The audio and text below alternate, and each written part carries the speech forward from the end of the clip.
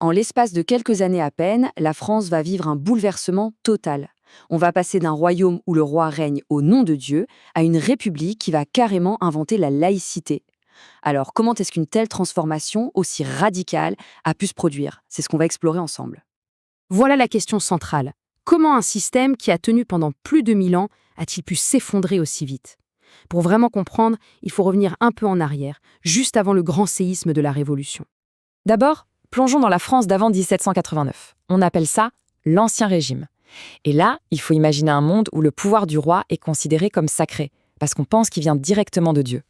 Il faut bien avoir ça en tête. L'Église, à l'époque, ce n'est pas juste une autorité spirituelle, c'est une véritable puissance. Elle possède des terres, des richesses immenses, et surtout, elle rythme la vie de tout le monde, de la naissance à la mort.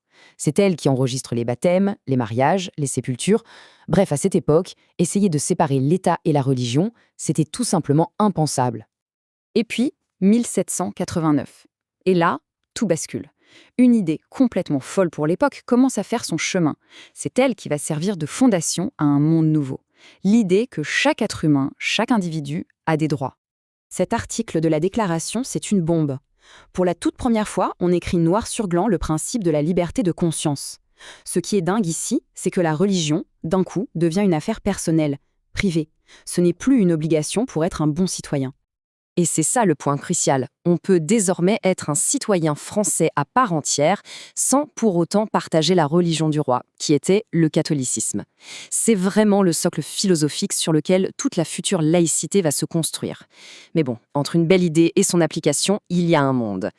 Parce que les révolutionnaires, ils ne se sont pas contentés de jolis textes. Ils sont passés à l'action et à une vitesse absolument stupéfiante pour déconstruire brique par brique la puissance de l'Église.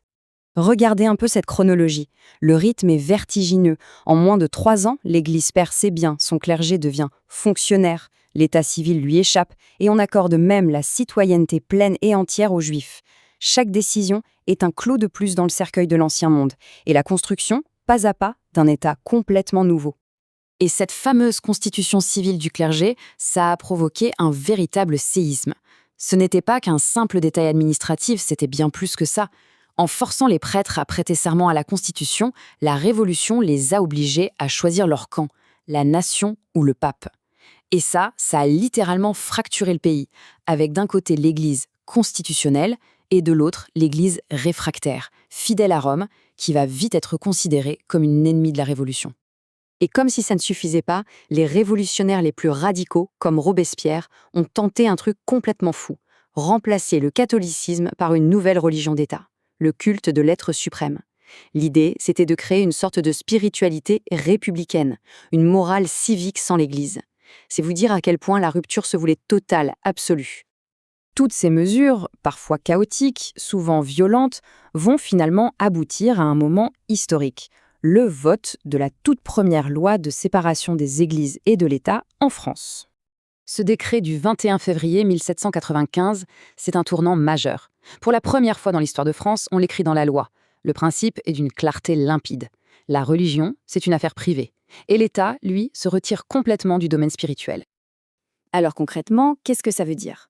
Eh bien, les conséquences sont énormes. Fini les prêtres payés par l'État. Fini l'entretien des églises avec l'argent public. L'État devient neutre. Il ne reconnaît officiellement aucune religion, mais il garantit la liberté de toutes les pratiquer. C'est une rupture totale avec des siècles de monarchie catholique. Ce décret de 1795, c'est donc vraiment le point d'orgue de 6 années de révolution. C'est la concrétisation des grandes idées de 1789. C'est la naissance, pour la toute première fois, de ce concept qui deviendra bien plus tard la laïcité à la française. Le principe était donc posé. La séparation était actée. Mais une question reste en suspens. Dans une France qui est encore à feu et à sang, en plein chaos, est-ce que cette première tentative de laïcité pouvait vraiment tenir? L'histoire montrera que, en réalité, la bataille ne faisait que commencer.